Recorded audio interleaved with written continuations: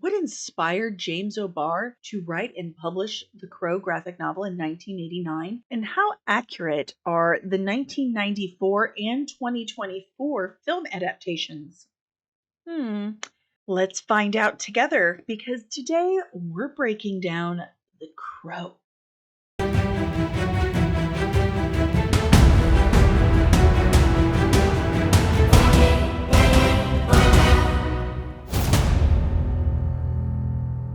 Hello, welcome to Comics and literally everything. Today we're comics and cosmetics because that's right, me, your host, Danny Sanssouci, licensed cosmetologist, makeup artist, sometimes special effects artist, science fiction author, and registered super nerd. I'm going to do something I haven't done in a super long time, and that is a breakdown of a really awesome graphic novel while doing my makeup at the same time. But before we go any further, I really hope that you do me a massive favor. Help support the channel. It would mean so much to me. It's so easy and it's so free. Like, it's the freest thing you can do.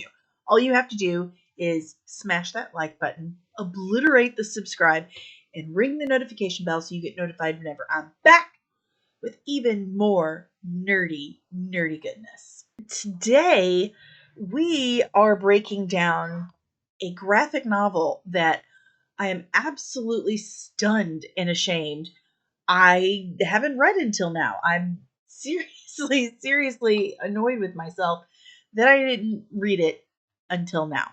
Because, frankly, being a Gen X lady, don't judge me for just smearing this all over. And speaking of smearing product, if you want to know what products I'm using in today's video, check the description below. I've got it all listed and even linked for you. We're talking about The Crow today. As you can tell by my little friends here, decided to join me for today. I guess a mirror would help. I guess maybe. But yeah, today we're talking about the 1989 graphic novel written by James O'Barr, The Crow, which was also turned into several movies. If you're anywhere near my age, you are probably more so familiar with the 1994 film adaptation starring the iconic and tragic Brandon Lee. It's a Gen X staple. And do I even need to mention that it is the greatest movie soundtrack of all time? I can't think of one movie whose soundtrack would top The Crow. I really can't, because paint your face with shadow smile. This is gonna be really hard for me not to sing The Cure and Nine Inch Nails and Violent Femmes and Stone Temple Pilots, because you cannot separate The Crow from the Crow soundtrack. It is the most iconic soundtrack of all time. And I say that with complete confidence. There's just no way anything beats it. Now, that movie did spawn a few sequels. I think I saw one of the sequels. Don't judge me for using my spatula, okay? I just wanted to use what product was on the spatula, okay? I can do that. I'm allowed. The first sequel from the 1994 Crow movie that one was in theaters, but the rest of the sequels just straight to DVD. I didn't really watch the other sequels. I watched, I think, the first sequel, and that was it. It just was like, they all kind of fell flat. One of the sequels had David Boreanaz in it, and that would have been enough for me to watch it, but the straight to DVD sequels were not that great. Now, recently, and I mean just a couple months ago, and it's already on digital, there was a new adaptation of The Crow starring Bill Skarsgård. And I'm just going to tell you really briefly, because it's very easy to tell you quickly how different it is from the graphic novel. And that is completely and totally different. And it's awful. It's just awful. And it's disrespectful, too. It feels very disrespectful to James O'Barr. Like, really bad. Once I tell you how and why it's so disrespectful to the original author, James O'Barr, you will be shook. Okay? Just be shook. Maybe. I don't know your life, so I really can't make that judgment call, but you might be. You might be like, what? They did what? It's terrible. It's a terrible movie. There's only one thing from the comic book in the Bill Skarsgård reboot, and that is a horse wrapped up in barbed wire. That's it. And that was from like a dream Eric was having. So the first movie starring Brandon Lee is pretty close to the actual graphic novel. And I say that because there are changes. There are changes, but they're not necessarily like changes. They're more like addition, because the graphic novel is a really great book. It really is. It's a great book. It's fun to read. Well, it's so fun. The tragedy is so fun. The graphic novel, it's really good. It's really good. It's really deep. It's very emotional, but it can be rather confusing here and there. There's a lot of exposition that is peppered in as flashback throughout it, but it doesn't necessarily say, okay, this is a flashback. It doesn't say that. I think the reason why the additions and slight changes were made for the Brandon Lee led film were to kind of compensate for the somewhat could be confusing aspects of the book. I mean, that happens. That happens sometimes. This is just one of those instances where the film adaptation actually adds value to the original source material. So good for them. And James O'Barr did, in fact, work on that film, Brandon Lee film, as a consultant. Now, when it was being kicked around a few years ago that Luke Evans was going to star in the Crow remake, James O'Barr was going to work on that one as well as a consultant. But clearly they went a totally different effing direction. And I am quite certain that James O'Barr was like, I'm out. Like, this is not cool. Because it was just so disrespectful. One of the more significant ways that James O'Barr consulted on the original film was the music. The graphic novel that he wrote and illustrated is peppered with poetry and song lyrics from Robert Smith from The Cure, Joy Division. Love Joy Division. So it really made sense that they have him create the sound of The Crow. And it turned out, I mean, I've said about iconic. It's iconic.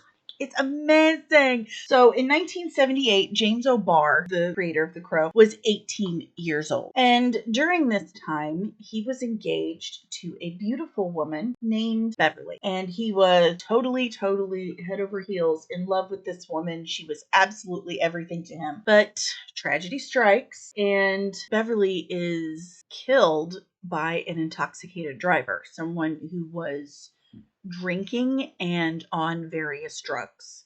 Wow. This obviously devastates young James O'Barr. I mean, just devastates him. He immediately joins the Marine Corps to kind of, escape, to run away from this pain, this tragedy. But that didn't really fix it, obviously. You can't fix it. You can't fix grief. It's something that stays with you for the rest of your life. So he starts working on the Crow graphic novel to deal with the loss. So the whole book is literally about how these individuals who are skipping hand in hand with a very drug-centric lifestyle, if you will, if you're picking up what I'm throwing down, how those types of individuals, a group of those individuals, horribly assaulted. You know what I mean? You know what I'm saying? Those words that YouTube doesn't like us to say out loud. So the whole book is really about James O'Barr losing his girlfriend and kind of his fantasy on how he would handle that, how he would take care of that. So the graphic novel actually opens up on this guy who goes by Mr. Jones, and he is robbering. He's stealing, okay? And he's talking about how he's got this Toshiba color TV. I loved reading this book because it was very nostalgic for me. Like, oh, remember that? But he's so excited that he's found this Toshiba color TV, and he's like, I'm gonna get at least $100 from Gideon on this TV. This is gonna be great. I'm gonna get so much drugs with this TV. Like, this is awesome. So while he's doing his best to load up his ill-gotten means, the shadowy figure appears and Scares the absolute out of Mr. Jones. He's like, holy shit. And he's like, who are you? What do you want? Like, what the hell? So this man with spiky black hair and painted face and a shadow smile, one might say, he's like, I have a question for you, Mr. Jones. And Mr. Jones whips out his knife, big old Bowie knife, and starts stabbing this shadowy figure. The shadowy figure is just basically laughing at him, like, no, get this one. You missed this spot. No, how about here? Oh, you missed this one. Make sure you get it all good. And he just eventually asks him, like, are you done? Are you done? The guy's like, what the hell? He's like, doesn't that hurt? And Crow tells him, he's like, of course it hurt. I know pain. I am pain. I am the boiling man. Like, every moment of his life is pain. He is asking Jones where he can find T-Bird, Tintin, Funboy, and Top Dollar. And he's like, man, I can't tell you that. They'll kill me. And he's like, or I can. He threatens to, like, cut off his fingers. And the guy's like, okay, I'll talk. He tells him that he hasn't seen T-Bird or Tintin in weeks, but Tom Tom's down at Gradio and 10, and Top Dollar, he's got a place at a Hotel Reno on Schaefer. And then he told him, continues to say that Funboy is in county until the 27th. So he clearly had lots of information for him. Like, a lot. So our hero tells him, well, you make sure to tell all of them that I'm coming. I'm coming for them. He's like, oh my God, these people are going to kill me. This guy is crazy. This guy is so crazy. Like, why would you even believe what you're experiencing right now? You stabbed this guy 1,000 million times and nothing. He's like, nothing. Doesn't do anything to him but make him laugh. And now the scariest dudes you know are about to find out that you grassed him up. You ratted him out. And that's how the book starts. It just comes out like that. There is a beautifully written foreword, and it does explain a little bit about what you're about to read, that there was a lot of mythology about crows. However, and I have been through this book a million times. I've read it all the way through a couple of times at this point. I have torn through every single page. And contrary to what Google and Goodreads tell you, that opening monologue of the movie by Sarah, where she says, some people believe that when someone dies, a crow carries their soul to the land of the dead. I can't find that in the graphic novel. And according to Google and Goodreads, James O'Barr wrote it, and it's supposed to be in the book in the first few pages. But it's not there. I am telling you, it is absolutely positively not there. James O'Barr probably wrote it. I mean, he did work on the film, but it is not in the graphic novel. And the little girl's name isn't Sarah, it's Sherry. Sherry with an I. The book starts off different from the movie. And it's probably a good thing, like I said, because the book could be a little confusing. Like, why is this happening? And you never truly get a solid answer. Not really. The next scene in the graphic novel is also the only part of the graphic novel to make it into the Bill Skarsgård film, which is an absolute atrocity. That movie is just, everyone should feel shame. Everyone who took part in that movie should leave that off their CV. Just leave that off your resume. Take it off your IMDb Pro.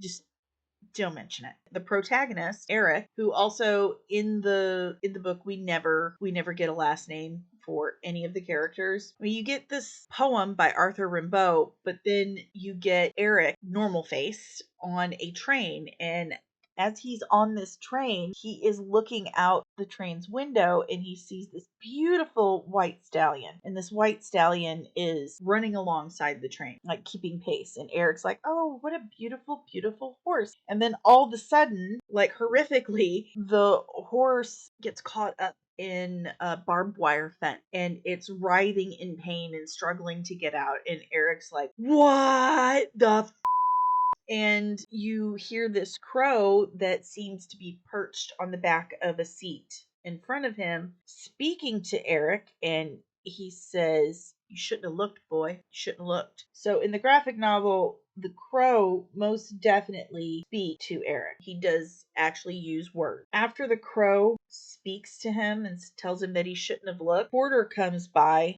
who has a skeleton face, and he sticks out his hand and he asks for Eric's ticket. And then it goes on to, the Book of Pain, the first Book of Pain. You can kind of get the idea that Eric was on his way to the land of the dead and he gets stopped. That's how I'm interpreting it.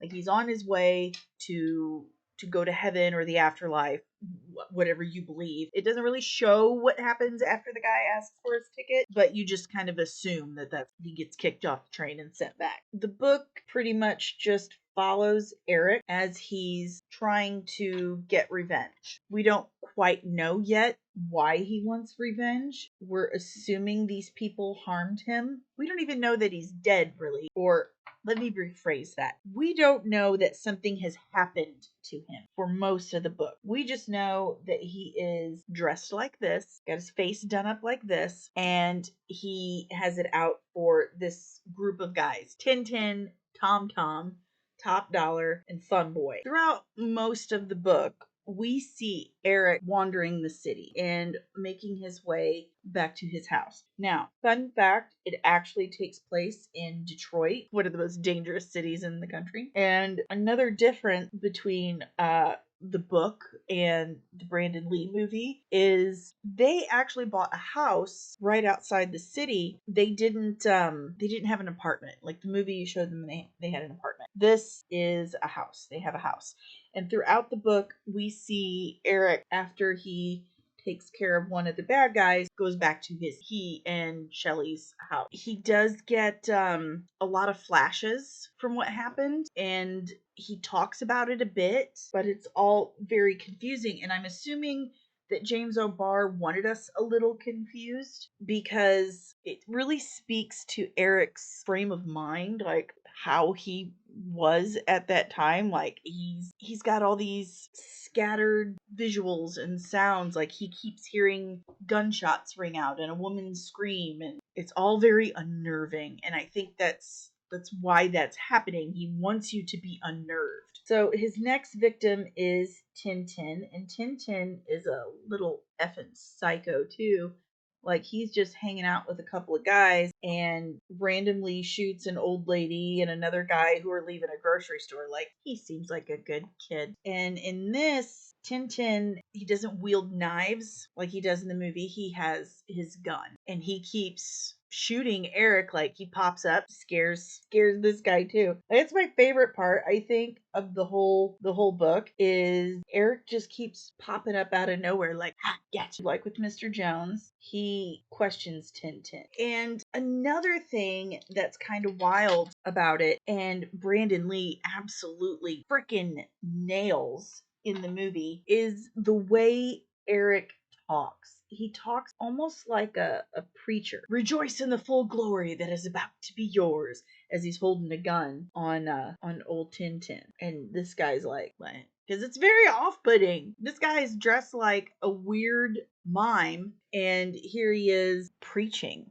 Like, just kill me and get it over with, dude. They were really, really freaked out. He does mention to Tintin, because Tintin's trying to figure out who this freaking dude is with the haystack black hair and why he's attacking him.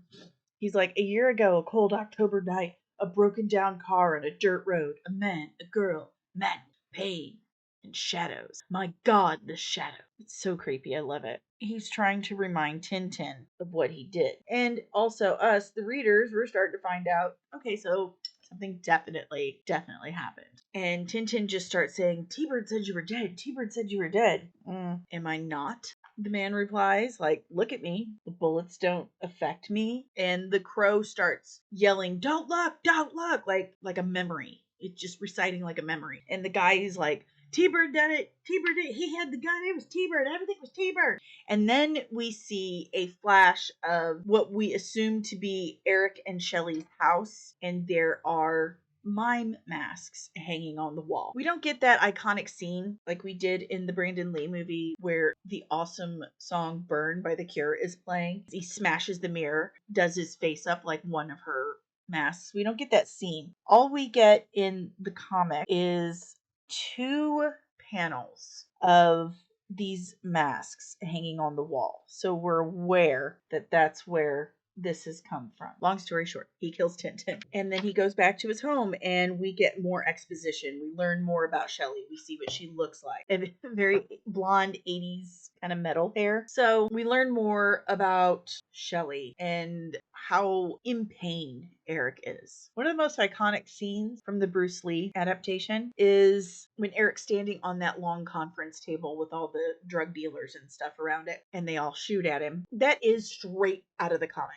That whole scene, it's the cinematography straight out of the comic. However, it takes place at the beginning of the story and not at the end. He kills everyone at this table, like everyone, but he's really there for top dollar. So he gets like real close to him. He offers Eric like $5,000 if he lets him live. Like, there's $5,000 in a drawer over there. Just take it. It's yours. Just take it. And Eric has absolutely no interest in that money. None. And he ends up shooting Top Dollar. In the Brandon Lee movie, Top Dollar is pretty much the one running the show. But in the comic, it's really T-Bird. That's why this scene is so much earlier in the story. So again, Eric goes back to his and Shelley's home and reminisces about when they were painting the house and when he gifted her this little white cat named Gabriel. So we start to learn more about the relationship and how very, very much they loved each other. And throughout all of these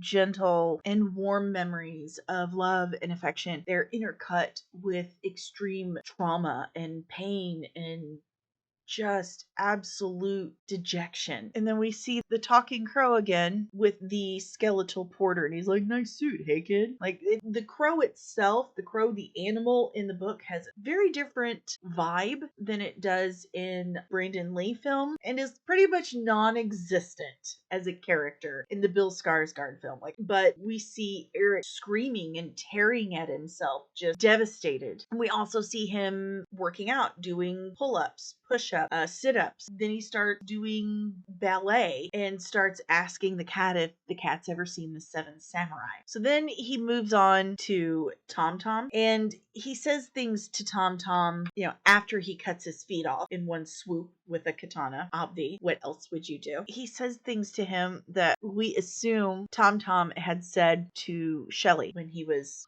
assaulting her and murdering her. Tom Tom's like super confused, and he's like, look, Tom Tom, honey, sweetheart, a year ago you helped kill a man and a woman, and there was no money, but you took a ring she had on. You took her ring. What did you do with that ring? What'd you do? And so after it is made clear that they pawned it at a place called Gideon's, where they take all their stuff. The Gideon pawn shop scene in the Brandon Lee film is straight out of the comic. The box of rings, going through the box of rings, nailing his hand to the counter with a knife, 100% straight out of the comic. So from there, we move on to Funboy. That's when he meets the little girl, Sherry. And she's this little girl sitting on a stoop, dirty kid, bruises, black eye. Like, this kid has not been treated well in her life. Eric decides to sit and talk with her. She's like, are you a clown? And he's like, I might be. May I sit with you, princess? Like, what's up? Where's your mom? So she tells him that Ugly Patrick didn't have no medicine. So she went up to see Mr. Funboy. And he's like, well, what a coincidence. I'm here for Funboy too. And he asks her name. She says Sherry. And he says that he knew a girl named Shelley once, but, she went up to heaven. And she tells him that sometimes she feels like she's been bad and that maybe she's in hell right now. And he's like, well, this isn't hell, but you can definitely see it from here. Like this. So clearly, Eric feels really, really bad for this little girl and what she's having to live through. And so he tells her he's got a present for her. And he takes Shelley's engagement ring that he just got from Gideon's, where he bloated the place up, and he puts it on a necklace and he hands it to her and he says, will you take care of this for me? And she's like, holy cow, like, nobody's ever given me nothing my whole life. Like, no one's ever given me anything. It's so sad. And she asks if she'll ever see him again. And he's like, we'll see each other. We'll be together again. So then Eric goes upstairs to Funboy's apartment. And Funboy is in bed with Sherry's mama. So they're in this nasty, dirty, trashy apartment. Well, the mom is all very scared, obviously. This dude with clown makeup and a leather jacket just kicks in the door. And you're high as a kite. Yeah, it's a little scary. He gets close to her puts his hand on her head. He's like, come here, girl. And that's when he says one of the coolest lines ever. It is in the Brandon Lee movie. He said, "Mother is the name for God on the lips and hearts of all children. Do you understand? Do you understand?" He's like trying to beat it into her head that you have a child to look after. Okay? And according to that child, you are God. You hold her entire life in your hands. And what are you doing? You're up here in bed, getting shot up, banging the dope man. Like, come on, dude, go take care of your kid. He talks to Funboy and kind of tortures a bit.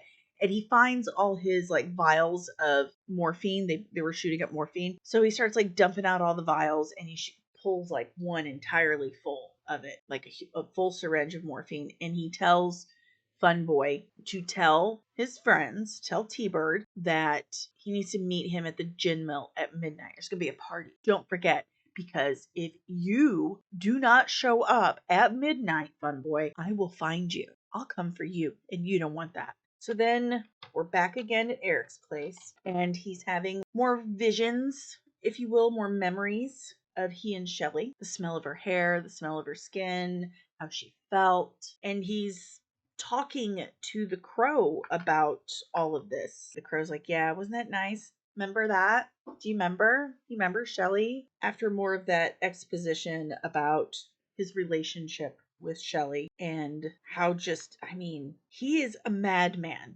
You make no mistake. Eric is 100% out of his mind with grief and loss throughout this whole book. He meets him at the gym bar. Funboy's like, ready for your lesson? Ready for your Sunday school lesson, pal? And Eric says, yes, I've come to kneel and worship. This is just another altar in the Church of Pain. It is so poetic. The whole book is just super poetic. All the guys are kind of making fun of him. Like, do you blame this guy? Look at him. He's like hanging himself on a cross. Like, up with that. Like, what a weirdo. He's higher than we are. And we like smoking crack. So while they're making fun of him and thinking they're totally going to get out of it, he starts reciting nursery rhymes. 7 blackbirds in a tree, count them and you'll see what they may be. 1 for sorrow, 2 for joy, 3 for a girl, 4 for boy, 5 for silver, 6 for gold, 7 for a secret that's never been told. He tells them they're all gonna die. He looks over at the bartender and he's like, barkeep, will you hold this for me? And like hurls an axe in his face. Like, thanks. I'll be back for that later. And he kills a bunch of dudes and thoroughly beats up T-Bird and Funboy. He goes back home again, jiggity jig, and this time, after he's sitting there thinking about Shelley, we get the flashback we've needed this whole time. Now we find out what happened. So it shows them a year ago, and they went to the beach in Detroit. I don't know why you would do that. That's where Eric proposes to Shelley. It's this really beautiful, sweet moment, and they're so happy. She's skipping around, singing that they're going to get married. She can't believe it. She's so happy. They get in the car to drive home from their picture perfect day, like just absolutely perfect day. But as they're driving along, the car breaks down. So Eric gets out to fix it. And as he's fixing the car, another car filled with all the guys that Eric has been torturing and killing throughout this whole book, Tintin, Tom Tom, T-Bird, Funboy, and Top Dollar, they're driving by. And they're all doing drugs. So as they're driving by and they see Eric and Shelley at the car, they're like, hey, stop, turn around, let's go have some fun. So they get out and Eric tells Shelley to get back in the car. He'll handle it. She gets back in the car and the guys come up and they're like, hey, can we help? Having some car trouble? Can we help? He says, no thanks. I've got it under control. Appreciate it though. You can leave. T-Bird keeps insisting that they want to help, and Eric keeps insisting he doesn't need it, and T-Bird's like, well, we insist, and so he shoots Eric, and right there in the street. Of course, Shelley panics and screams and tries locking herself in the car, while the rest of the guys start like banging on the car trying to get in. They're all like flicking their cigarettes on Eric, like, top, we got you, and now we're gonna get your girl too. And it's absolutely a horrible, heartbreaking scene. They get Shelley out of the car, they like smash the windows in, and they drag her out of the car. And that's when Eric first meets the crow. The crow shows up and he starts telling him, Eric, don't look. You don't want to see this. Don't look. But Eric watches. He sees what happens, and Obviously, they all assault her in a horrible way right there in the street. T-Bird shoots her, and Funboy's like, oh, but I didn't get my turn. It's so awful. When they have, finished their unspeakable acts, then they kill Shelley. Absolutely heartbreaking. But after that, we get a big surprise. Big surprise. And I did not see this coming. So this is a huge difference from the Brandon Lee movie and the Bill Skarsgård movie. We find Captain Hook, the police captain, in a hospital with Eric, who's wrapped in all this gauze, and he's been in like a coma. And the crow comes and he's like, hey, Eric, hey. He's like, it's me. And you hear the heartbeat. And the crow's like, what are you doing here in this bed? What kind of stunt is this? Like, you have responsibilities, kid. Come on, let's go. So the next thing you see is Eric back in he and Shelley's home, and he's kind of losing it. He's like, Shelley, I'm coming home, and like smashes open their living room window. After which we get a quote from James O'Barr again called Death. It's not death if you refuse it. It is if you accept it. Actually, that was in the Bill Skarsgård Crow. So, my bad. There were two things from the book in that movie. He checks in on Sherry, tells her he's got to go, but to take care of herself. He wanted to make sure she was okay. So now he's going out to finish off Funboy and T-Bird. He goes and catches up with Funboy after he told him to meet him, and he didn't. And Funboy's like snuck off to go shoot up. And he's like, I tried to get them to go, dude. I tried to get them to go, but they wouldn't listen. He's like, oh, okay. Yeah, no big. And so he shoots up Funboy all the way with that syringe he had, and that kills Funboy. So then he goes off to find T-Bird, and he finds T-Bird driving in his car. Or T-Bird's decided he's going to get his army of ne'er-do-wells, and they're going to kill this dude. They're going to kill him. So T-Bird's driving down the road. He's like, yeah, this is this guy. We're going to kill him. No big whoop. But little does he know that Eric has been following him, and he jumps on his car, and there's this huge, crazy shootout action sequence. Like, I can't even describe it all for you, so just enjoy the comic panels. I can't wrap my brain around being able to draw all of that. Like, that is just really incredible. T-Bird ends up on the street, like leaned up against the front of his car. Like, he is really messed up. Like, he is not gonna make it. And Eric asks him, how many angels can dance on the head of a pin? And T-Bird's like, man, I don't know. Like, why are you asking me this? And you see this panel of Eric with a hammer, and he says, it depends on the tune. So he kills T-Bird with the hammer. After Eric has fulfilled his duties, he goes to the graveyard and sits on her grave, leans against her tombstone, and he says, remember when you said mine and I said forever? And you said only forever? It's forever now. And he uses a revolver to end his life and join her in death. There's a lot of beautiful artistry that follows that. The whole book is so visceral and so raw. It's pure agony. The whole book is just intense agony. It is a sad, sad story, but it's very cathartic at the same time. Obviously, it's not rational, reasonable, or legal, or ethical to, I don't know, it depends on what your ethics are, honestly, on that one. If somebody did that to one of my kids, I'm not going to say anything to incriminate myself, but I can definitely feel James O'Barr's pain in this book. I can feel it. You can almost taste it. I can't imagine how therapeutic and cathartic it was for him to take his anger and grief out on these characters for what happened to him. You can absolutely feel it. How he felt about prolific drug users, and that gangster lifestyle is quite evident, quite clear. And I really feel like the Brandon Lee movie really translated that well. As you can tell, there are some differences. One being Eric most definitely died in the hospital and did not have to climb out of his grave, and we didn't get the makeup scene and all that. But the overall point, the feeling behind it, was ever present in the Brandon Lee adaptation. And you can really tell that the changes that were made, or the additions that were made for the Brandon Lee adaptation, were definitely to help clear things up. There are certain times in the book where, like when they're showing the year ago and they're showing him in the hospital, you start to question, like, wait, has he been alive this whole time? Has he been alive? Was he alive? Is he You question that. You don't know exactly the whole crow superpower thing. That's never really explained. Like, there's a afterwards and a forward that kind of talks about the mythology of the crow, but it's never flat out said, okay, you're here to put right what once went wrong. That's never straight out stated.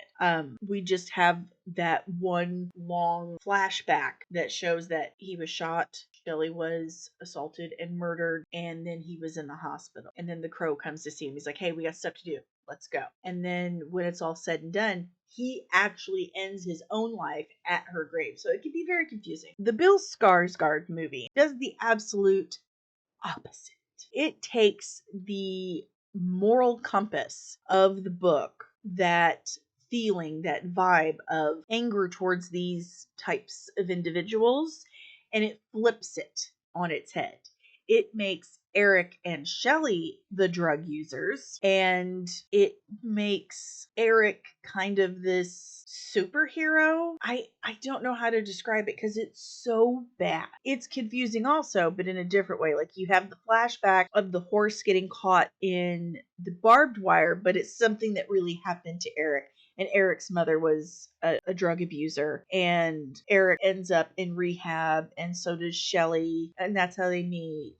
And then they escape rehab together, and they go off on this journey of just being shiftless drug abusers. And then there's an antagonist who's an immortal, but he wants the power of Crow. Shelley ends up going to hell, and so Eric goes and kills all the people that killed her, that worked for this, immortal guy, to trade his soul for her so she can come back to the land of the living while he goes to hell, I guess. It's stupid, to say the least. But it felt so disrespectful to the whole purpose and point behind James O'Barr's original vision. It really did. And it just angers me for him. He was going to consult on it when it was Luke Evans and there was going to be a reimagining, a readapting of his book, and he was very clear on that. So this isn't a reboot or a remake, this is a readapting of my book, and he was totally on board for it. I haven't read anything he said about the Bill Skarsgård adaptation, if you can even call it that, because it's non-existent. It just nothing like it. Just it's so bad. I can only imagine what he would think of that adaptation, and maybe that's why we're not hearing anything. There were some new characters in the Brandon Lee film, like Bai Ling's character and Tony Todd. And I think they exist to help explain the mystical end of it better than the book did, which I, for one, am grateful for. But nonetheless, the book is a good read. And like I said, it just pain poured out on paper. And I think anyone who has lost anyone they loved, if anyone has experienced severe trauma, it can be very cathartic. But that's all I've got for you nerds today on the Crow breakdown and comparison. It's my Crow look. If you're new, I do hope you join our little nerdling army, and hitting that like button, hit the subscribe, and ring the notification bell. Until then, nerds, I've been Danny, you've been awesome, and I will see you in the next one. Don't forget to check under your beds tonight, because Disney and Kathleen Kennedy are gonna get you!